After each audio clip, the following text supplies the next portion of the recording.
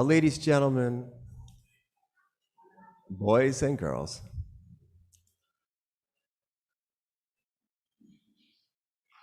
there is a tremendous amount of energy and joy in our sanctuary this morning, as well there should be, celebrating with a wonderful young man and a supportive and wonderful family in our community is a source of incredible joy. I also feel responsible to acknowledge that this week there is also sadness. There is also a feeling of helplessness, feeling of anger. And while Shabbat is an opportunity for rest, it is not intended as an opportunity to escape from what's going on in the world. Shabbat is an opportunity for us to reflect on what is going on in the world. And a rabbi has to be part of that. And I need to speak honestly from my heart in a way that I hope will help shed light so that we can move forward as a community and as a nation in a better fashion. I want to take us back and then I'm going to go forward.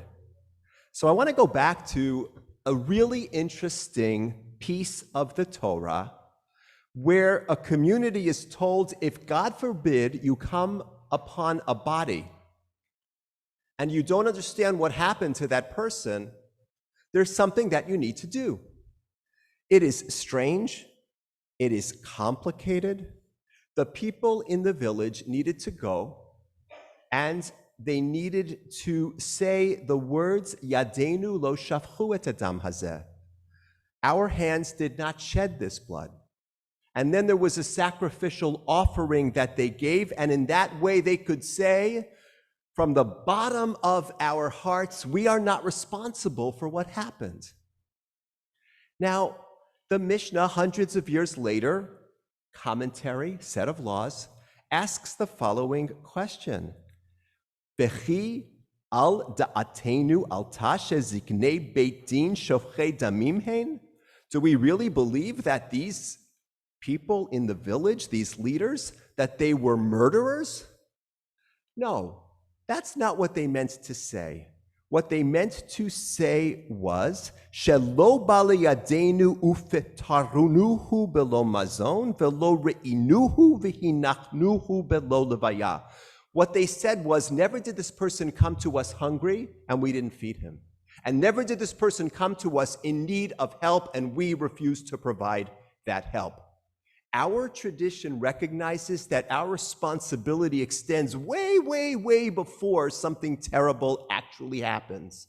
Our responsibility is to care for each other, to provide for each other's needs, and to make sure that we are safe before something happens.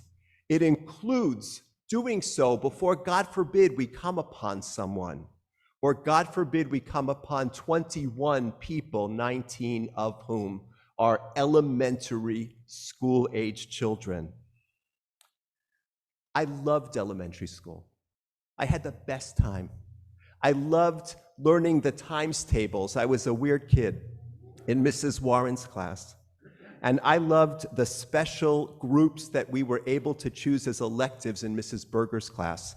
And I loved being in Mrs. Fleischer's class because each day she would pick a different kid and let us decide what song about America we were going to sing to open up the day. My country, 'tis of thee, God bless America, America the beautiful, we got to choose. When I went to school, I wondered what my mom had packed for lunch for me for that day. And I wondered if we would get a chance to play handball at recess. I did not wonder if I would make it home at the end of the day. And I suspect that many of us thinking back on our elementary school experiences can say the same thing.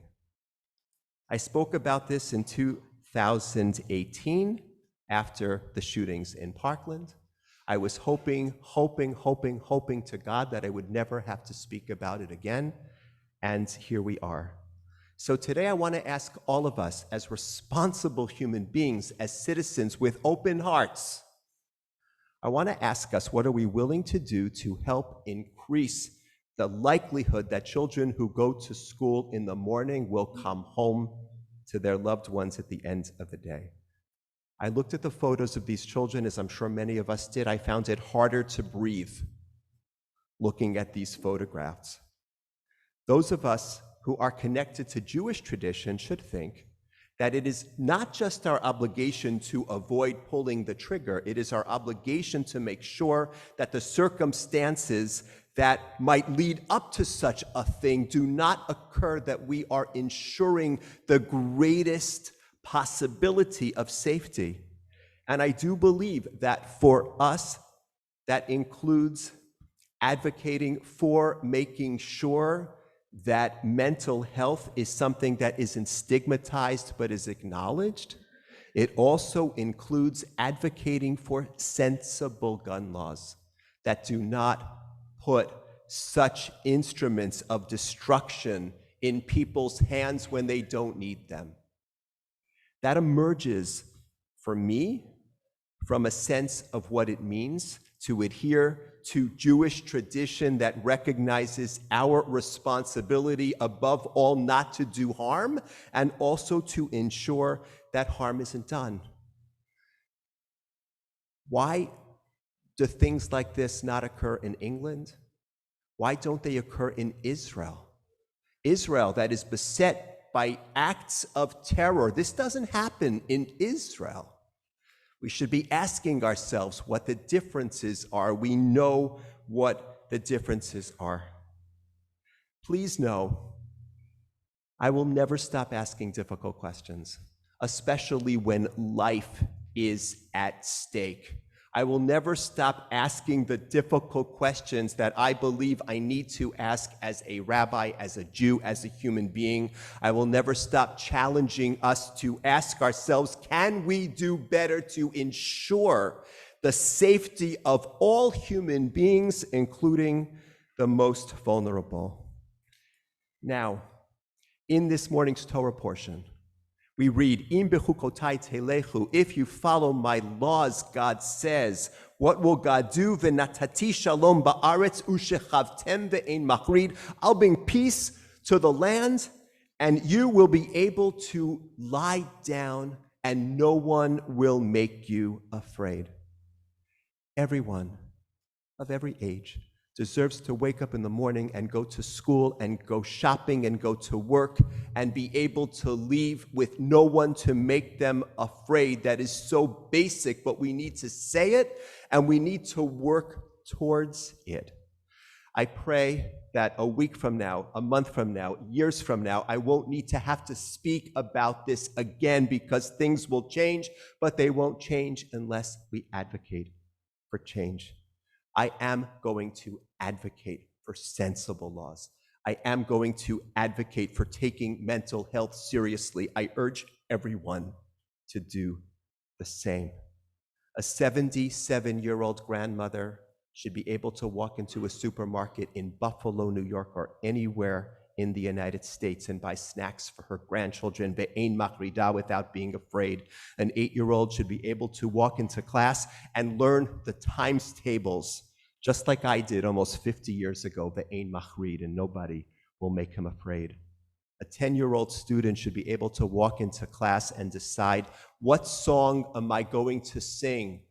Should be able to say, I want to sing America the Beautiful, because America is beautiful, and it can be even more beautiful if each of us does our parts. The only way that happens is if we do our part. We can, we must. It is the Jewish thing to do. It is the human thing to do.